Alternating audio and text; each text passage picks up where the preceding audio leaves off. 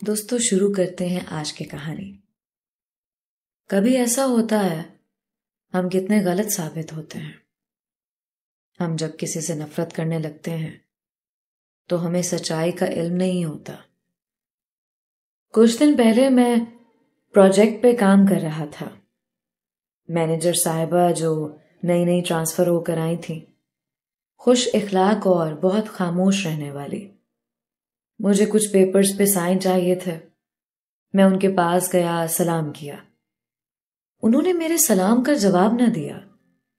मेरी तरफ देखकर फिर लैपटॉप पे मसरूफ हो गई। मुझे जैसे इग्नोर कर दिया हो। क्योंकि मैं भी गवर्नमेंट ऑफिसर हूं, मेरी अना को ठेस पहुंची। मैं ऊंची आवाज में बोला, मुझे कुछ पेपर्स पे साइन कर दो। मैनेजर ने पेपर्स पकड़े और दस्तखत करके पेपर्स वापस थमा दिए। मेरे दिल में उनके लिए जो इज्जत थी वो कम हो चुकी थी। हम दोनों एक दूसरे के लिए अजनबी थे। दूसरे दिन मुझे फिर कोई काम था। मैंने मैनेजर से बात शेयर की, लेकिन वो खामोश लैपटॉप पे मसरूफ रही, जैसे मेरी बात सुनी ही ना हो। इस बार मेरे लिए नाकाबिले बर्दाश्त था। ऐसा 4-5 दफा हुआ जो मेरी बात का जवाब न दिया गया। मेरा ओहदा उनसे बड़ा था। मैं अपने ऑफिस जाकर बैठ गया। मुझे बुखार भी था।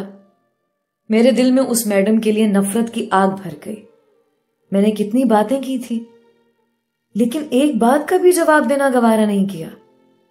खुद को समझती क्या है? मैंने अपने ऑफिसर्स को मेल कर दिया, मुझे इस मैडम के साथ काम नहीं करना। इसको पहले तमीज सिखाई जाए। ये खुद को ना जाने क्या समझती है। या तो इसका ट्रांसफर कर दें या फिर मेरा। ऑफिसर्स ने मुझे और मैडम को बुलवा लिया। मैडम खामोश थी। वो नहीं जानती थी ये सब क्या हो रहा। मेरे पास आकर सलाम किया।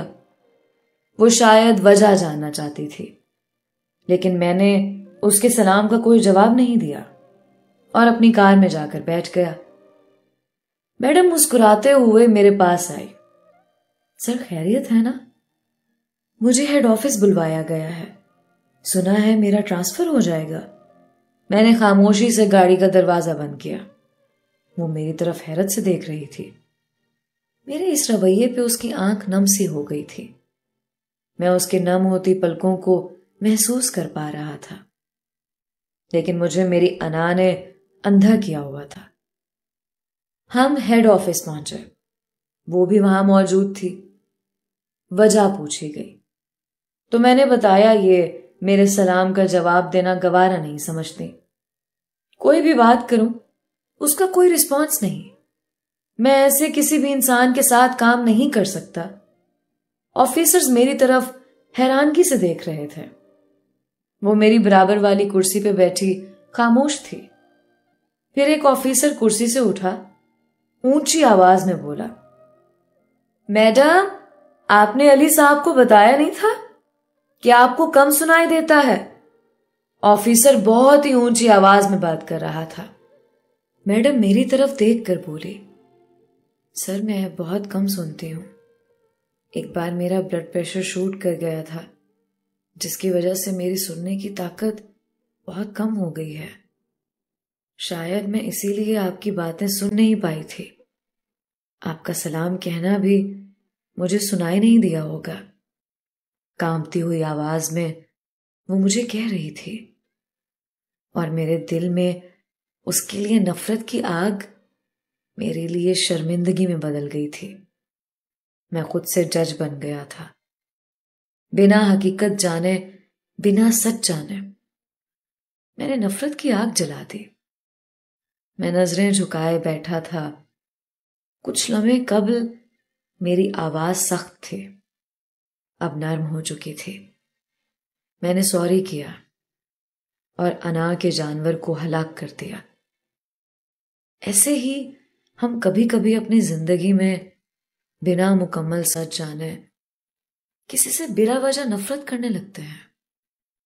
रास्ते जुदा कर लेते हैं, रिश्ते खत्म कर देते हैं, वफाएं भूल जाते हैं, मोहब्बतें छोड़ देते हैं। किसी पे उंगली उठाने से पहले तस्वीर का दूसरा रुख जानना भी बहुत जरूरी होता है, वरना हम जिंदगी में किसी मुखलिस इंसान को अपनी अना में बिना सच जाने कहीं खो ना दें। हर फैसले से पहले, हर जहर से पहले, हर अना से पहले, हर गुरूर से पहले तस्वीर का दूसरा रुख जरूर देख लें। हकीकत क्या है जरूर जान लें, लेकिन वरना निदामत और पछतावे के सिवा जिंदगी भर कुछ हासिल ना होगा।